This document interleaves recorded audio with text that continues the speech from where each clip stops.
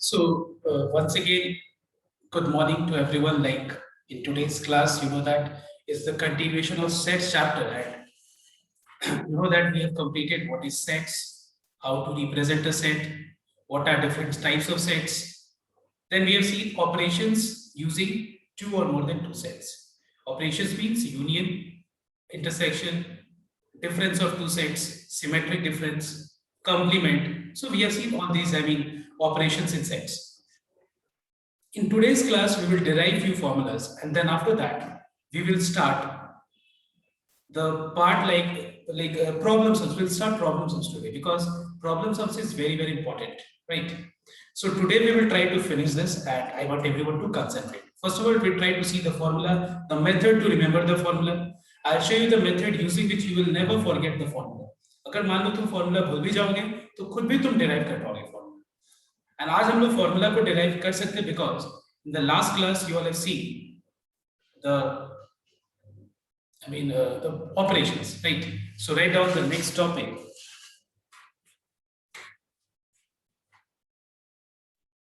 Few laws. Number one, not laws actually, formula actually. Formula for solving word problems. These are not laws. Now, first of all, let me tell you one thing, that at least then union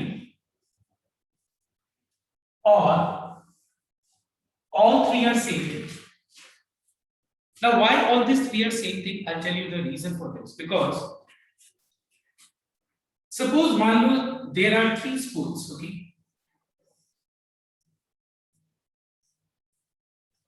A, B, and C. Let's say hockey, cricket, and basketball. There are a few number of students who has only participated in hockey. कुछ लोग सिर्फ और सिर्फ cricket में participate किए, कुछ लोग सिर्फ और सिर्फ बास्केटबॉल में पार्टिसिपेट किए, कुछ लोग हॉकी एंड क्रिकेट में पार्टिसिपेट किए लेकिन बास्केटबॉल में नहीं, कुछ लोग हॉकी एंड बास्केटबॉल में पार्टिसिपेट किए लेकिन क्रिकेट में नहीं, कुछ लोग बास्केटबॉल एंड क्रिकेट में पार्टिसिपेट किए लेकिन हॉकी में नहीं, और कुछ लोग सारे स्पोर्ट्स में पार्टिसिपेट किए. तो एक बात बताओ, और मैं एक बार दो सेट का भी बनाता हूं, दो सेट जो कि रिप्रेजेंट कर रहे हैं हॉकी एंड बास्केटबॉल. तो सपोज अगर मैं तुमसे ये पूछूं कि what is the total number of students, what is this A B and C. A B C है नंबर, कितने लोग यहाँ पे प्रेजेंट है, कितने लोग यहाँ पे प्रेजेंट है, कितने लोग यहाँ पे प्रेजेंट है. तो एक बात बताओ, अगर मैं तुमसे पूछूं what is the total number of students playing either hockey और basketball, what is the total number of students, क्योंकि लास्ट डे मैंने सब चीज क्लियर किया था तुम लोगों को यूनियन का मतलब क्या होता है. तो एक बात बताओ, अगर मैं तुमसे ये पूछूं what is the total number of students playing either hockey और बास्केटबॉल, ईदर, तो आंसर क्या होगा, कोई बता सकता है? Can you tell me what will be the answer if I say total number of students either playing hockey और basketball, मतलब या तो वो हॉकी खेलते हैं या फिर बास्केटबॉल, तो कितने टोटल स्टूडेंट्स हैं बताओ? मतलब मैंने बोला ईदर हॉकी और बास्केटबॉल, मैंने ये तो नहीं बोला कि वो लोग जो लोग दोनों सिर्फ दोनों स्पोर्ट्स खेलते हैं, मतलब दोनों ही स्पोर्ट्स खेलना जानते हैं, मतलब दोनों स्पोर्ट्स में पार्टिसिपेट कर रहे हैं, मतलब हॉकी एंड बास्केटबॉल बोथ. मैंने ये तो नहीं बोला, मैंने बोला या तो हॉकी में खेलने वाले. अच्छा एक बात बताओ, सिर्फ बी होगा क्या? ये लोग हॉकी नहीं खेलते? A B sir, A B और बी सी. देखो कहने का मतलब है कि हम लोग ए को और बी को और सी को ऐड कर देंगे. ऐड करेंगे या नहीं करेंगे बताओ तो एक बार. अगर मान लो मैं ए को बी और सी को ऐड कर दूं, तुम एक बात बताओ, तुम लोग ये रीजन को कैसे एक्सक्लूड कर सकते हैं? तुम लोग ये रीजन को भी एक्सक्लूड नहीं कर सकते, तुम लोग ये वाले रीजन को भी एक्सक्लूड नहीं कर सकते, क्योंकि मैंने कहा number of students playing either hockey और बास्केटबॉल, मतलब या तो हॉकी या बास्केटबॉल खेलने वाले कितने लोग हैं. तो ऑब्वियसली तुमको हॉकी वाले पार्ट को इग्नोर करना पड़ेगा. You can not ignore this part, you can not ignore this region also, you can not ignore this region also, मतलब तीनों का साथ.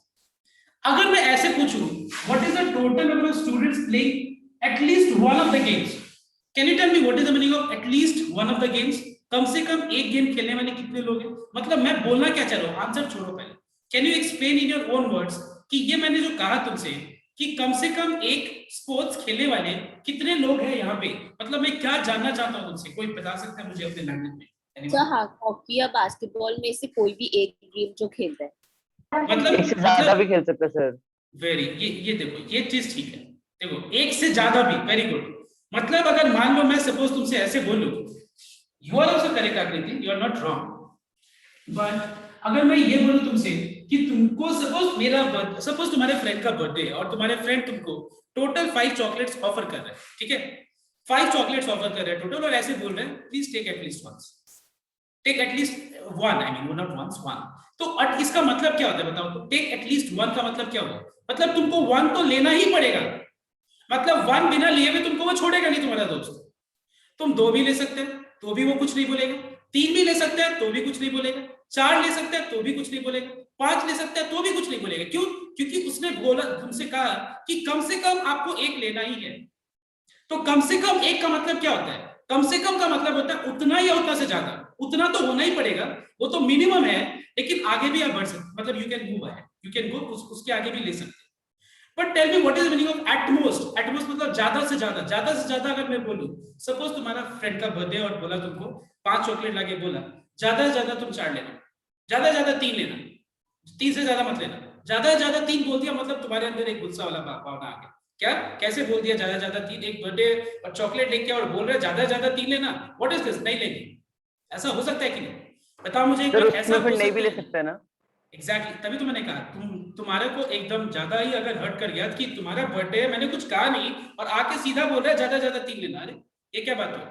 मतलब ज्यादा ज्यादा 3 मतलब हम नहीं लेंगे, या थोड़ा अगर हम मान लो थोड़ा लगा अगर हर्ट, तो चलो ले लेते हैं, छोड़ो जो भी है, हर्ट वट लगने एक ले लेते हैं, चलो थोड़ा हर्ट को पीछे छोड़ देते, थोड़ा ज्यादा 2 ले लेते, बेशरम बन जाते 3 ले लेते, बोला तो बोला क्या चाहता है, तीनों का तीनों ले लेते।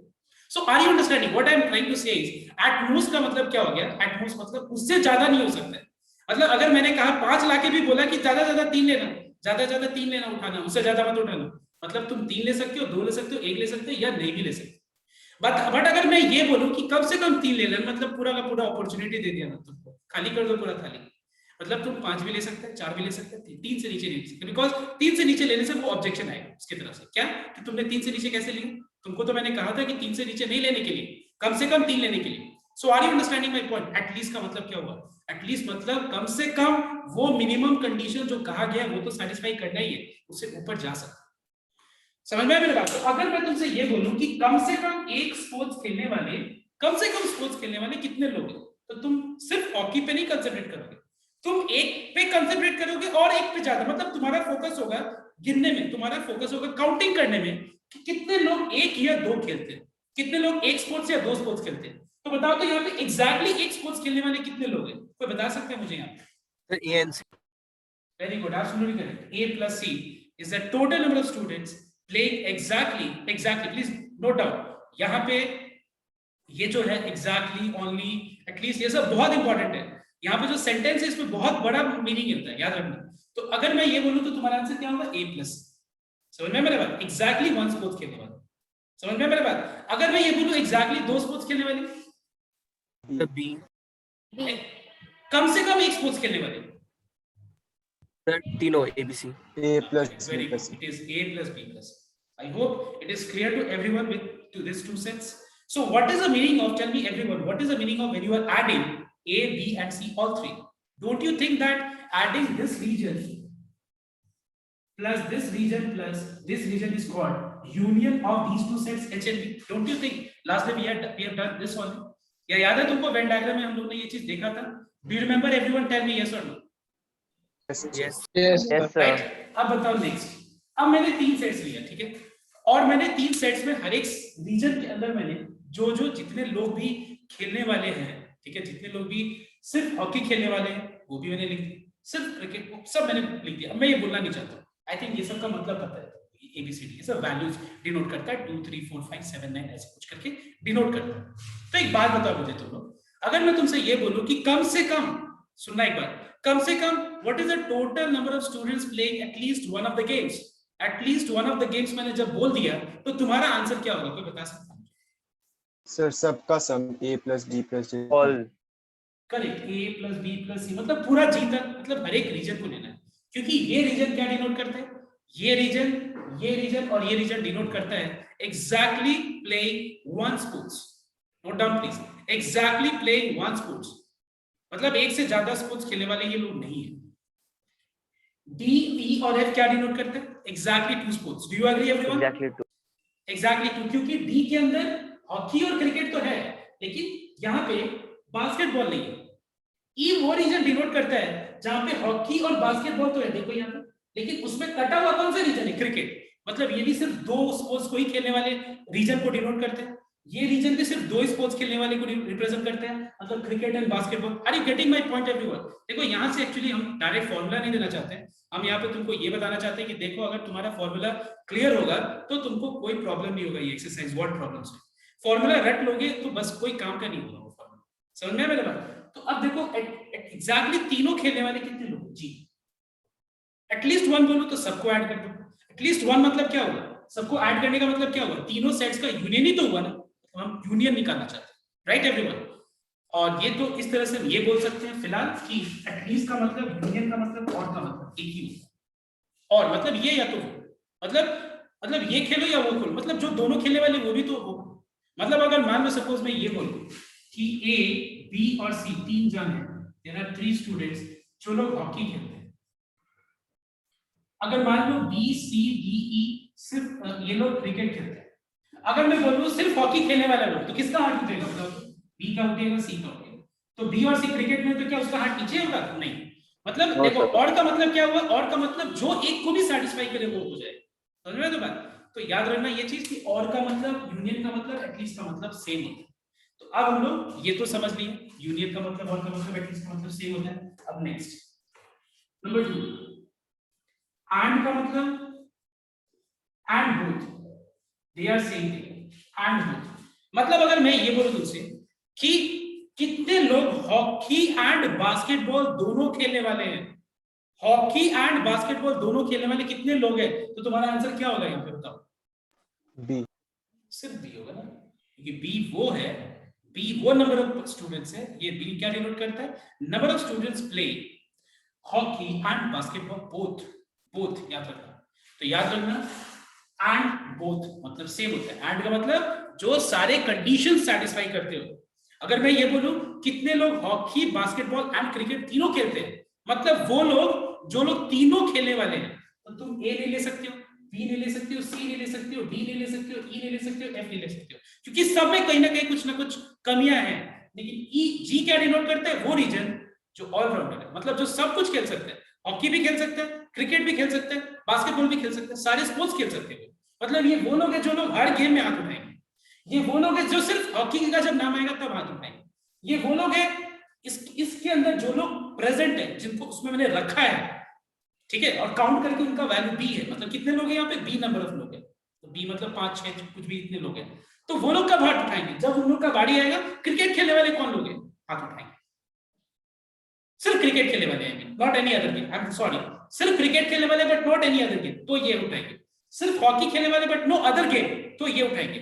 क्रिकेट खेलने वाले जो कौन लोग होंगे, तो सबको ही हाथ उठाएंगे, बी भी उठाएगा, डी भी उठाएगा, ई, जी भी उठाएगा, एफ भी उठाएगा, ठीक है ना। लेकिन अगर कोई अगर बोले कि सिर्फ और सिर्फ क्रिकेट खेलने वाले कौन लोग, तो ये हाथ उठाएंगे, एक्सक्लूसिवली ये लोग जो लोग इस रीजन के अंदर प्रेजेंट है, ये लोग हाथ उठाएंगे। अगर बोला जाए सिर्फ हॉकी खेलने वाले कितने लोग हैं, सिर्फ हॉकी और कोई और गेम नहीं, तो ये रीजन के अंदर जितने लोग हैं वो लोग हाथ उठाएंगे।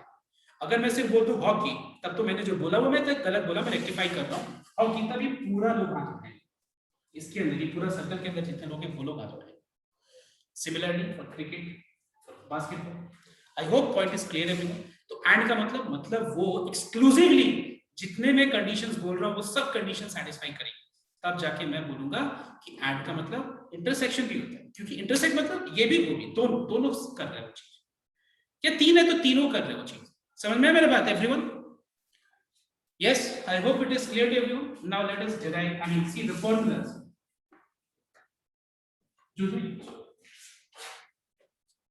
तो सबसे पहला formula, number of elements present in E union F.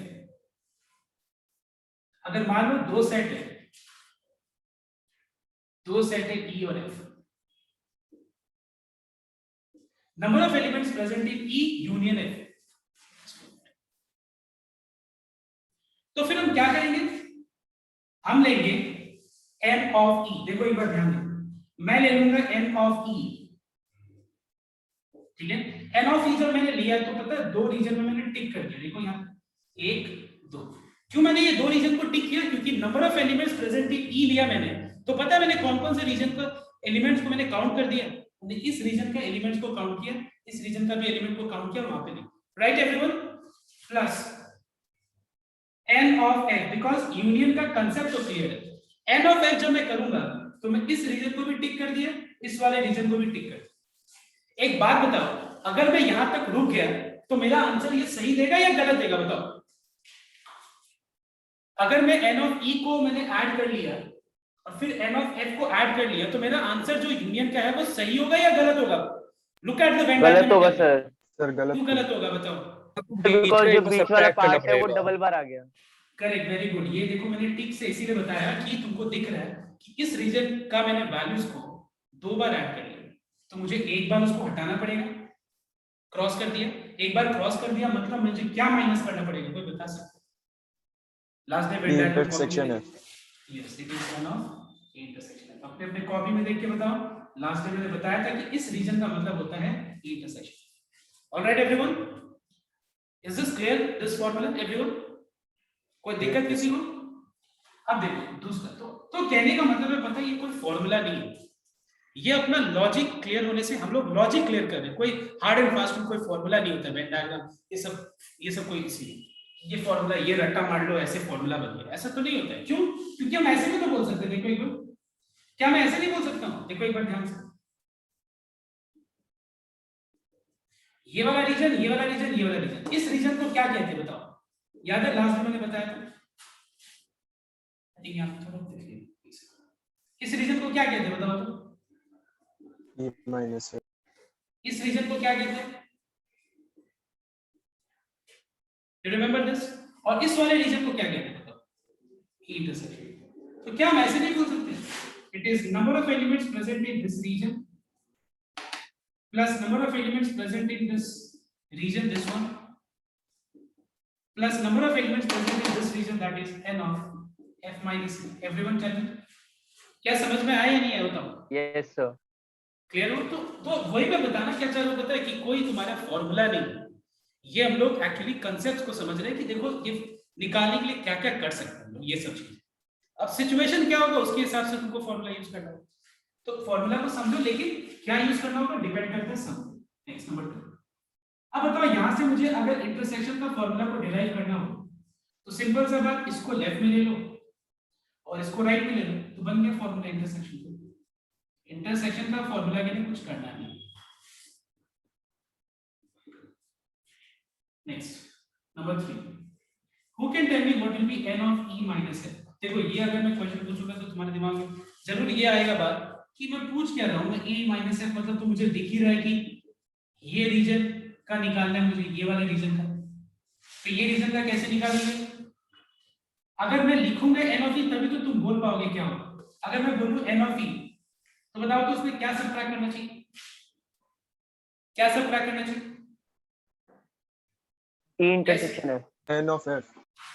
n of f नहीं, n of e intersection of ये पूरा माइनस करेंगे नहीं, ये हम लोग ले रहे हैं ये रीजन और ये रीजन को माइनस करेंगे तो कैसे होगा? माइनस तो इतना भी करना है ना हम लोग को, जब हम ले ही ले रहे हैं पूरा तो माइनस कैसे करेंगे? f हम लोग क्या करेंगे, n ऑफ e में से हम लोग n of e intersection f minus करेंगे। ठीक है, दूसरा बात n of f minus e, बताओ तो n of f minus e का क्या होगा? Same n of f minus n of intersection f। Alright, एक और फॉर्मूला है, पहले कॉपी करो।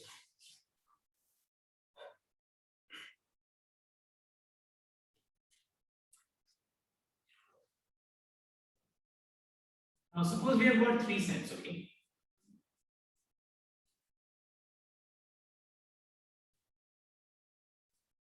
Suppose 3 set. Let's say E, F and G. ठीक है, E, F and G. अब ध्यान देना, अगर मान लो मुझे ये तीनों सेट्स का यूनियन निकालना है तो देखो एक बार इसमें कोई दिक्कत नहीं है, अपने लोग को लॉजिक पता चल गया ना। देखो हम एक काम करते हैं, एन ऑफ ई ले लेते हैं। अब एन ऑफ ई लेंगे तो यहाँ पे एक टिक लगा, थोड़ा मैं बड़ा बनाता हूँ ये फिगर, और फिर अजीब दिखेगा, समझ में नहीं आएगा। Okay,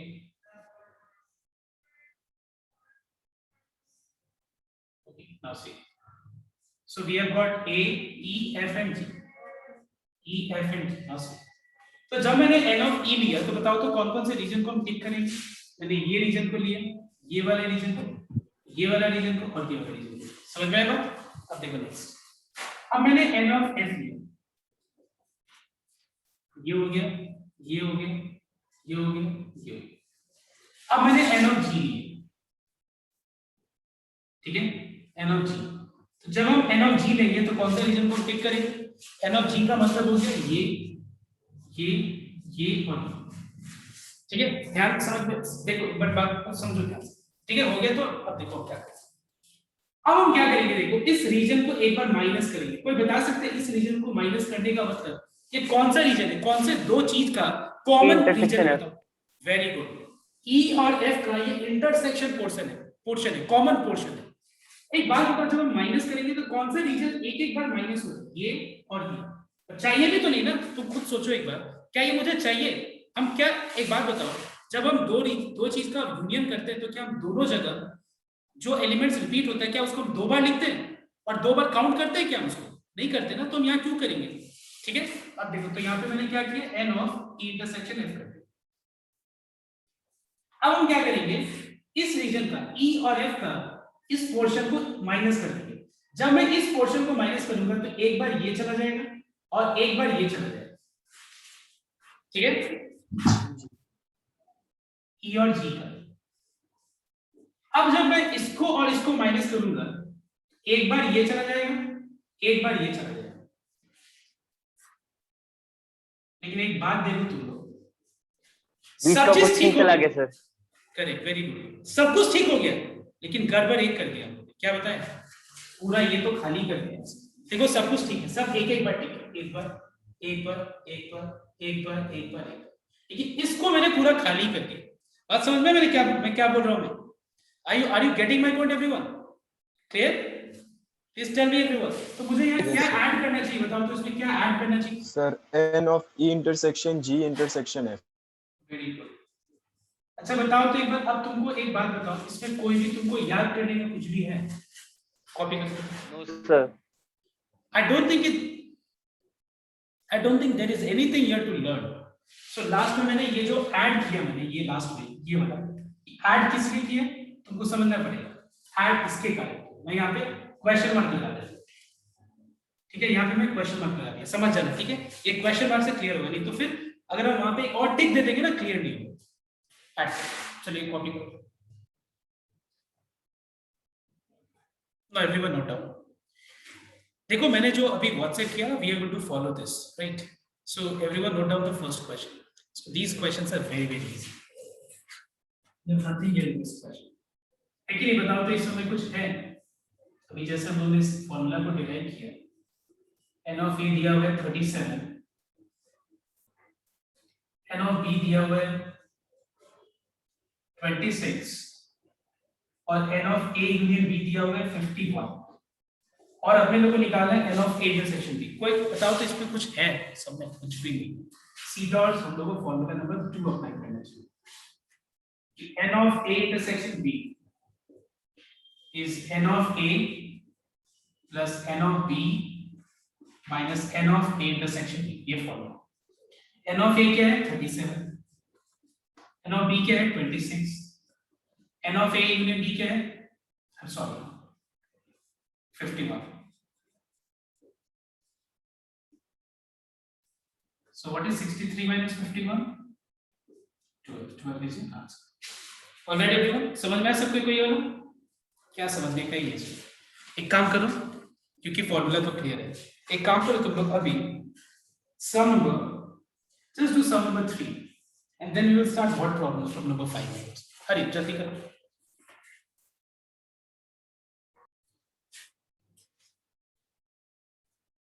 So I want everyone to pay attention. देखो एक बार मैं दो मेथड्स इसको बताऊं, ध्यान दें. See, there are 50 people who speak Hindi. Hindi का initial H. So let me draw a set representing Hindi H. There are 20 people who speak English. Now the question is, how do I know that? I need to intersect both these sets. Can you tell me? Can anyone tell me? Because I have read question, मैं पूरा question भी read किया हूँ, तो बता सकते हो कोई मुझे? बाद में दिया हुआ है सर. And बाद में क्या दिया हुआ है बताओ? 10 speak both Hindi and English. So 10 speak both Hindi and English का मतलब क्या हुआ बताओ तो? And हिंदी and English दोनों एक साथ, मतलब वो लोग कितने लोग हैं जो हिंदी भी बोल सकते हैं and English भी बोल सकते हैं? 10 लोग हैं, मतलब इंटरसेक्शन दिया हुआ है. Yes everyone? Okay? Yes, sir. तो यहाँ पे हम लोग को जो है ना मतलब ये दोनों सर्कल्स को इंटरसेक्ट करा है. अब मान लो सिर्फ और सिर्फ हिंदी बोलने वाले जितने लोग हैं मैं उसको A से डिनोट कर रहा हूं, स्मॉल a. जितने लोग सिर्फ और सिर्फ इंग्लिश बोलने वाले हैं उसको मैं सिर्फ B से डिनोट कर रहा हूं, और जितने लोग हिंदी एंड इंग्लिश दोनों बोलने वाले हैं उसको मैं स्मॉल c से डिनोट कर रहा हूं. I want everyone to pay attention, please don't write right now, don't write. हां एक बार देखो ध्यान से. सो लेट पहले डिक्लेयर कर लेते हैं. Let H set of students speaking English, Hindi. Set of students speaking Hindi को H से, set of students speaking English को E से. ऐसे एक बार लेट ले, क्योंकि H और E क्या है मुझे डिस्क्राइब करना चाहिए ना. A, B, C are the cardinal number of the respective region. मतलब रेस्पेक्टिव रीजन का cardinal number. You understand meaning of cardinal number? Do you remember this term? Cardinal number क्या होता है? कार्डिनल नंबर का मतलब नंबर ऑफ एलिमेंट्स. इस reason के अंदर कितने नंबर ऑफ एलिमेंट्स है? A. इस रीजन के अंदर कितने नंबर ऑफ एलिमेंट्स प्रेजेंट है? B, C. और इसके अंदर B. I hope it is clear everyone, right? अब देखो तो मैं तुमको दो तरीके से इस सम को बताना चाह रहा हूं. देखो ध्यान दो. गिवन कितने लोग हिंदी बोलने वाले हैं? N of H. N of H मतलब पूरा A plus C. तो A plus C का वैल्यू क्या है बताओ तो? देखो दिया हुआ देखो एक बार कितने हैं? 60 हो गए. 50. मतलब A और C को ऐड करके 50 आए. अब बताओ कितने लोग इंग्लिश बोलने वाले हैं? 20. कितना है? 20. कितने लोग दोनों इंग्लिश और हिंदी बोलने वाले हैं? 10. मतलब C. समझ में आया? अब देखो हमको निकालना है क्या है? हमको निकालना है how many speak at least one of the languages. therefore required solution क्या है? Number of people. स्टूडेंट्स काट देना यहाँ पे ना, पीपल है वहां पे, मैंने देखा नहीं, ध्यान दीजिए. अच्छा स्टूडेंट्स ना sorry people. Number of people speaking at least one of the languages. Speaking at least one of these two languages. अच्छा मुझे कोई बता सकता है कि क्या पूछे हैं यहाँ पे? At least one of these two languages. Sir जो लोग एक और दो मतलब जितने भी लैंग्वेज बोलते हैं. You tell me what is the appropriate term used in Union. sets? Union. Is union. क्योंकि at least one of these languages मतलब जो या तो हिंदी या फिर इंग्लिश. इधर हिंदी और इंग्लिश बोलने वाले कितने लोग हैं? इधर हिंदी और इंग्लिश, मतलब मुझे ये दोनों सेट का यूनियन निकालना है. Please tell me anyone is having any doubt? किसी को भी कोई डाउट है? क्लियर, एकदम क्लियर है? अब देखो इसके लिए हम दो मेथड यूज कर सकते हैं. एक कर सकते हैं फॉर्मूला, ठीक है, और एक यूज कर सकते हैं हम लोग अपना logic. Formula logic I mean दोनों तो तुम्हारा क्लियर है. कुछ लोग ऐसे होते हैं ना कि जिसको पूरा का पूरा रट्टा मार के फॉर्मूला और यूज करते हैं. यहाँ कुछ नहीं जाता है, बस फॉर्मूला बोलेंगे कि कैसे हुआ. हमको तो फॉर्मूला दिया गया, सर ने फॉर्मूला दे दिया, रट्टा मार दिया और धराधर सम के दे. लेकिन हमको लगता है तुम लोग को फॉर्मूला का भी डेरिवेशन क्लियर है और ये भी क्लियर है कि मैंने ये क्यों लिखा, ये निकालने के लिए. यस और नो? तो बताओ मुझे n of h 50 है, n of e 20 है, n of h intersection is 10, तो आंसर कितना है 60। अगर इस मेथड से निकालना हो तो c का वैल्यू 10 पता है, यहाँ पे c का वैल्यू 10 पुट कर देंगे तो b कितना आ जाएगा बताओ सबको। b प्लस ये 20 Sir, तो c का वैल्यू 10 10 आ जाएगा सर। ठीक है। अगर मुझे b और c दोनों पता है तो अगर हम c यहाँ पुट करेंगे तो a कितना मिल जाएगा 40 आ जाएगा सर। 40 आ जाएगा। आ गया ना आंसर 40 प्लस 10 प्लस 60। तो है ना इंटरेस्टिंग। बताओ एक बार इसमें कुछ भी रट्टा मारने वाला है। हम लोग थोड़ा स्लो स्टार्ट किए थे लेकिन अभी तुम लोग को रियलाइज हो रहा है कि स्लो स्टार्ट करके चीजों को समझ करके कितना आसानी से सम अब होगा, तो कोई दिक्कत नहीं होगा किसी को। फटाफट कॉपी करो। सर लॉजिक से करने से रॉन्ग नहीं है ना? So everyone note down question number 6. See, now the question is in a group of 50 persons. Please try to understand this part properly. In a group of 50 persons, 30 like T. 30 लोग देखो question देखो एक बार अगर देखो ये you can take the screenshot if you want. Now just note down. In a group of 50 persons, 30 like tea, 25 like coffee, and 60 like both. How many like either tea or coffee? How many like neither tea nor coffee? अब देखो बात ध्यान से। मुझे कोई बता सकता है कि ये 50 जो 50% है ये क्या डिनोट करता है? कोई मुझे बता सकता है? मुझे एक्चुअली इसी में ये confusion. Union Universal set. Sir मतलब universal set. Union of T. अच्छा यूनियन, बहुत लोग बोला यूनियन और कुछ एक का आंसर है यूनिवर्सल सेट। तो कोशिश करते हैं निकालने की Universal क्या है। एक बार ध्यान देखो, सबसे पहले मैं टी और कॉफी का बना, टी और कॉफी बना, टी हो गया कॉफी, ए बी और सी। अब देखो बात ये है कि ये जो 50 जो है 50% ये यूनियन डिनोट करता है, टी और कॉफी का यूनियन डिनोट करता है, या फिर ये यूनिवर्सल सेट डिनोट करता है। मतलब मुझे यूनिवर्सल सेट बनाना चाहिए या फिर मुझे नहीं बनाना चाहिए। अब देखो ध्यान से, लिसन एवरीवन वेरी केयरफुली। सबसे पहला चीज लेट, मैं पहला लाइन छोड़ देता हूं, ठीक है। Let T equals to set of persons who like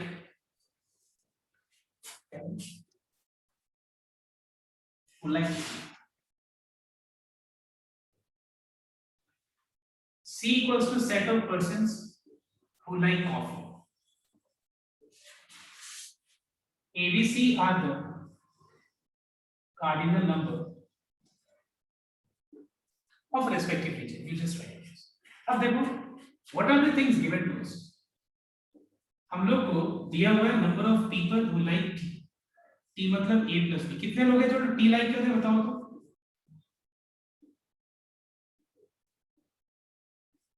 तो बता सकते हैं कितने लोग टी लाइक करते हैं? 30। कितने लोग कॉफी लाइक करते हैं? 25. 25। 25। कितने लोग टी एंड कॉफी दोनों लाइक करते हैं? 16. 16. अब बात ये है कि ये जो 50 लोग हैं, 50 लोग टी और कॉफी का यूनियन है या वो यूनिवर्सल सेट है? अब ये क्वेश्चन ये रह सकता है, क्वेश्चन मार्क यहाँ पे 50% वाला क्लियर नहीं हो रहा। तो मुझे कोई बता सकता है अप्रोप्रिएट रीजन बता सकता है कि क्या है ये? सर क्योंकि ये यूनिवर्सल होगा क्योंकि कोई जन है जो टी या कॉफी दोनों नहीं लाइक करते। कैसे पता चला तुमको कैसे पता चला? सर सेकंड में दिया हुआ पॉइंट में। Very good. देखो there are two things actually, there are two concrete reason for this. What is that? Number 1, अगर हम मान लो यूनियन निकाले, यूनियन अगर हम निकाले तो यूनियन का फॉर्मूला क्या होता है? n of t plus n of c minus n of t intersections। तो ये हो गया 55 और 55 minus 16 कितना होता है? 39। 39 जो है वो लेस देन 50 है या नहीं बताओ तो? Yes sir. इसका मतलब खुद देखो, इसका मतलब टी या फिर कॉफी पीने वाला, मतलब या तो टी या फिर कॉफी, मतलब या तो टी या फिर कॉफी पीने वाले कितने लोग हैं? 39 लोग ही है ना। तो कितने लोग कुछ नहीं पीने वाले? 11 लोग हैं। समझ में आया बात मैं क्या बोल रहा हूँ? देखो मतलब ये जो 50% है, ऐसा तो जरूरी नहीं ना कि सबके सब जो लोग पार्टिसिपेट कर रहे हैं वो लोग टी और कॉफी पिएंगे। ये तो लाइक के बारे में ना, लाइक और डज नॉट लाइक के बारे में। तो 50 लोग क्या है, वो 50 लोग यूनिवर्सल सेट डिनोट कर रहे हैं। याद रखना 50 क्या डिनोट कर रहे हैं, वो यूनिवर्सल सेट डिनोट कर रहा है, वो यूनियन नहीं डिनोट कर रहा है। ठीक है, तो यहाँ पे समझने का दो तरीका है। एक तरीका ये है कि यहाँ पे पूछा है कि how many people neither likes T not coffee, मतलब इससे ये लाइन से ये क्लियर हो रहा है कि कुछ लोग ऐसे भी है जो लोग ना टी प्रेफर करते हैं ना कॉफी प्रेफर करते हैं। समझ में मेरे बात, मतलब कुछ लोग ऐसे भी है जो लोग ना टी प्रेफर करते हैं ना कॉफी। मतलब यहाँ पे मुझे यूनिवर्सल से ड्रॉ करना है set of persons in the group.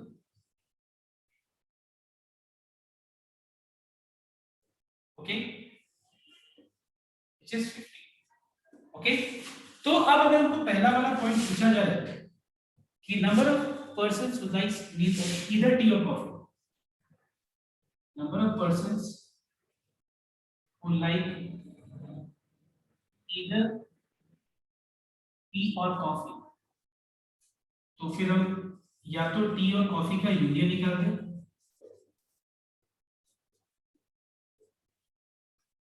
या फिर हम क्या करेंगे a प्लस बी प्लस सी कर दें। b का वैल्यू यहां पुट करेंगे हम लोग,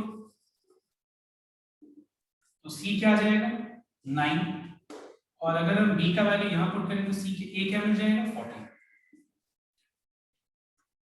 एंड अगर हम फॉर्मूला लगाएं तो आंसर क्या आएगा 39।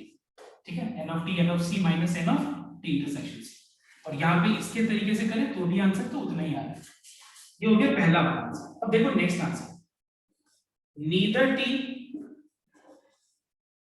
Nor coffee. कोई बता सकता है नीदर टी नॉर कॉफी का आंसर क्या होगा, मतलब कैसे निकलेगा?